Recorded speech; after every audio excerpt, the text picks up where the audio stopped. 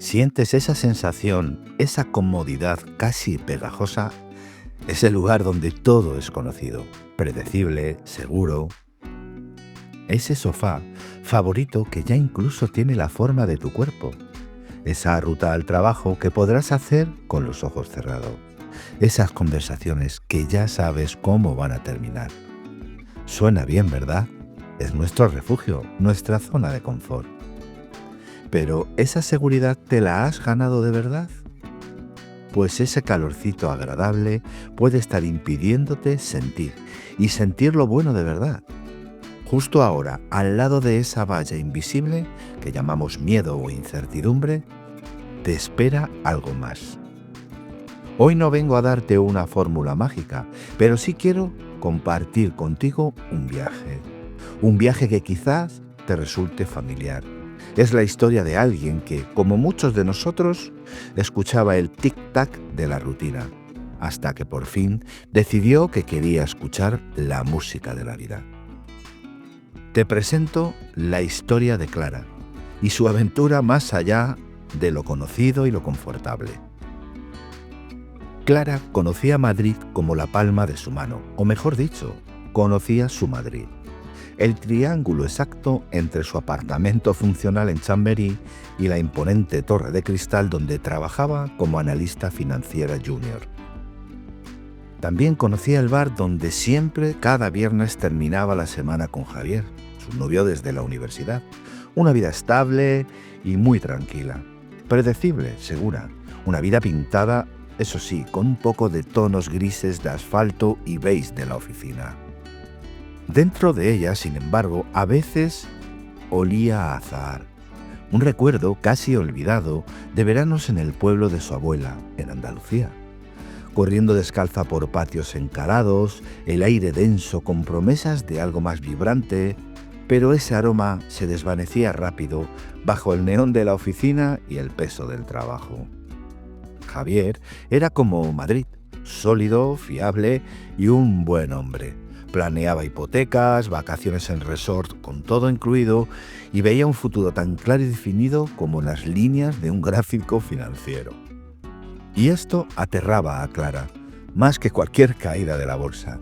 Sentía que sus bordes se estaban volviendo borrosos, fundiéndose con el paisaje predecible.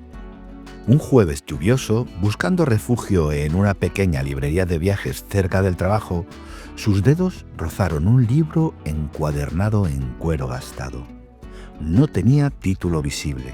Dentro, en lugar de texto, había bocetos a tinta y acuarela de lugares exóticos. Notas escritas a mano con una caligrafía elegante pero caótica. Y una pequeña tarjeta suelta cayó al suelo. Era una invitación muy rara. Tertulia de viajeros y soñadores, donde los mapas terminan y las historias comienzan. Café El Gato Perdido, próximo viernes noche. Algo, una mezcla de curiosidad y la desesperación sorda de su rutina, la impulsó. El siguiente viernes inventó una excusa para Javier y se encontró frente a la puerta roja y descascarillada de El Gato Perdido. Un local minúsculo y abarrotado en lavapiés. Olía a especias y como a libros viejos. Dentro, un grupo de gente de todo tipo escuchaban absortos a un hombre mayor. Con barba blanca y ojos brillantes como el mar, gesticulaba con entusiasmo mientras describía cómo había cruzado el Sáhara en su viejo Land Rover siguiendo las estrellas. Se llamaba Mateo. No era un gurú, ni un coach, ni nada de eso. Era un coleccionista de historias, un tipo con vidas vividas al límite de los mapas. Y eso lo reflejaba en sus ojos.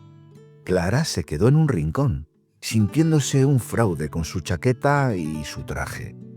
Pero escuchó historias de voluntariado en Nepal, de aprender a navegar en Grecia, de fracasos estrepitosos que se convertían en lecciones inolvidables. Nadie hablaba de seguridad, nadie hablaba de planes. Hablaban de vivir. Al final, Mateo, entre la gente, se acercó a ella y vio el libro que aún llevaba consigo. Se lo había comprado al librero. ¿Reconoces esa letra?, preguntó con una sonrisa cómplice. Era de mi esposa Elena. Llenó decenas de cuadernos así. Ella creía que la verdadera vida empezaba donde terminaba su zona de confort.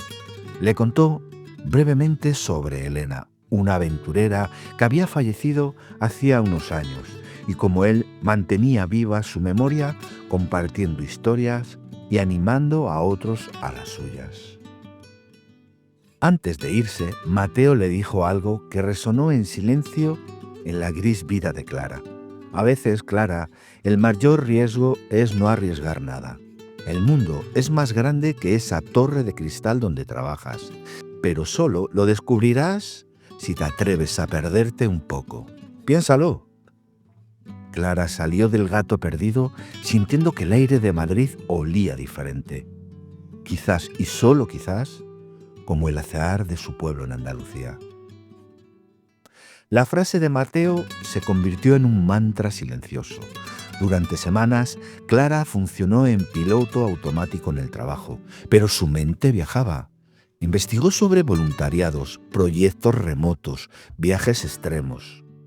La idea era aterradora. ¿Dejaría su trabajo? ¿Y qué haría con Javier? ¿Y mi vida cuidadosamente construida? Así pasaron los días, pero un día la decisión llegó en forma inesperada. Durante una tensa cena, Javier le presentó emocionado un catálogo enorme para elegir azulejos de su futuro baño, un baño perfecto. Clara asintió con una náusea. No podía, no así. Esa noche, con el corazón latiendo desbocado, rompió con Javier. Fue muy doloroso, pero sintió un extraño alivio, como si se quitase un zapato demasiado apretado.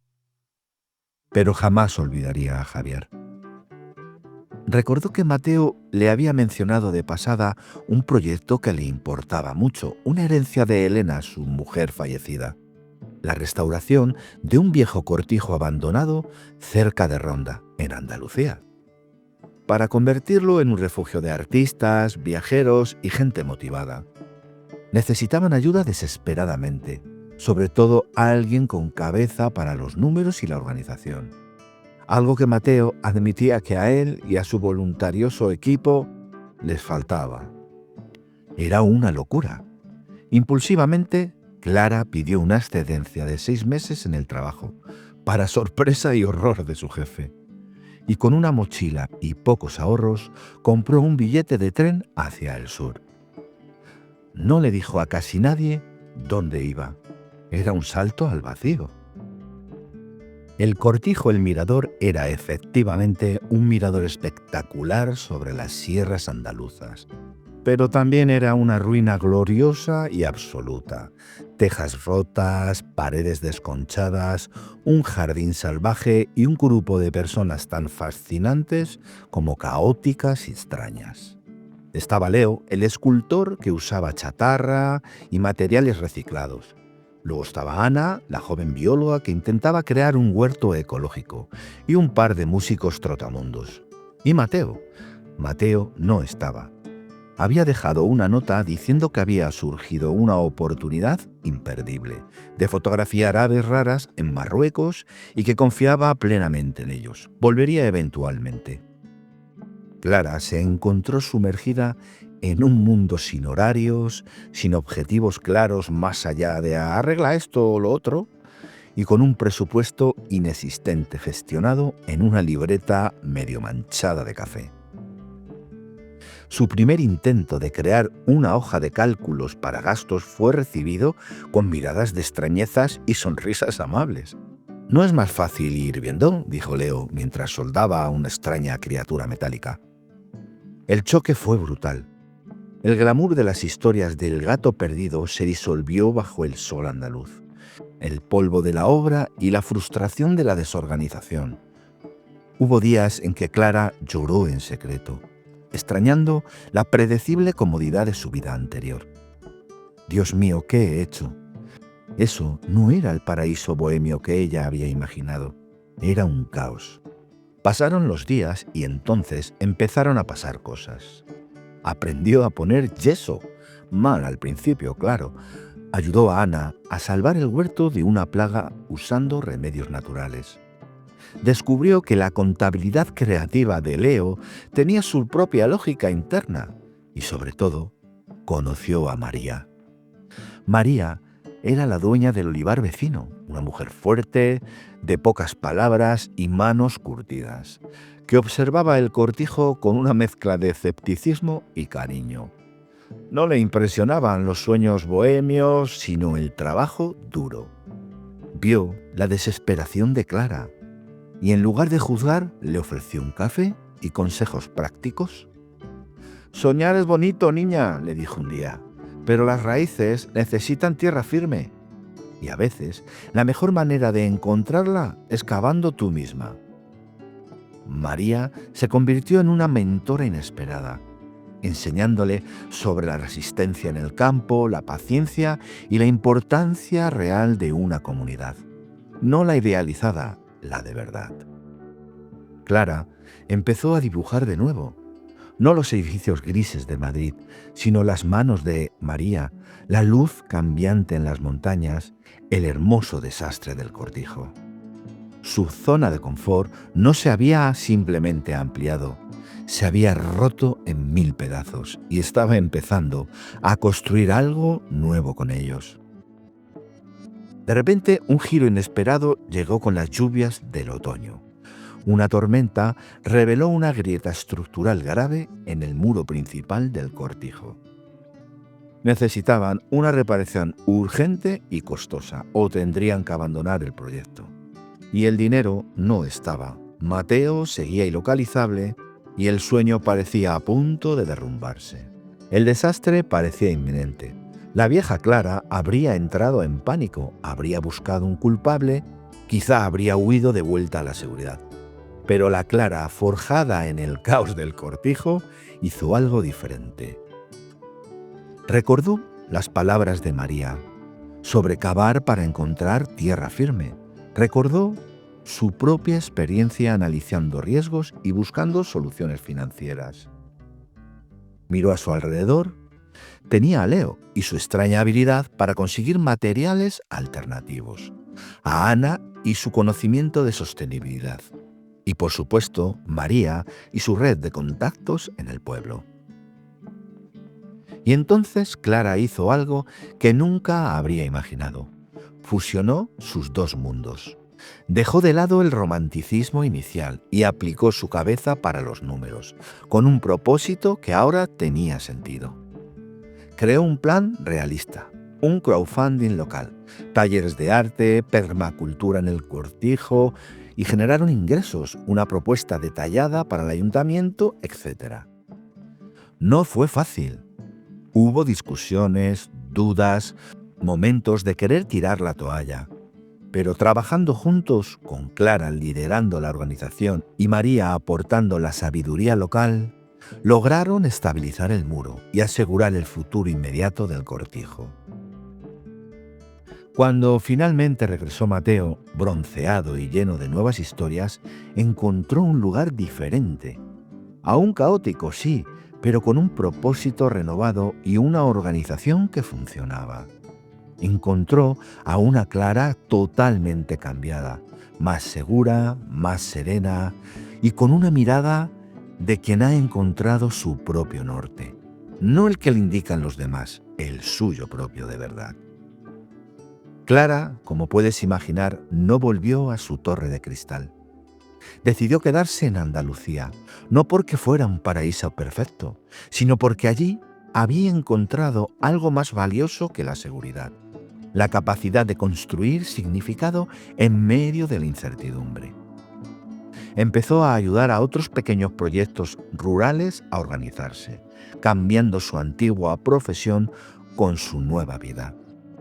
Su zona mágica no fue un lugar idílico regalado, sino un espacio que ella misma ayudó a construir ladrillo a ladrillo, fracaso a fracaso, conexión a conexión.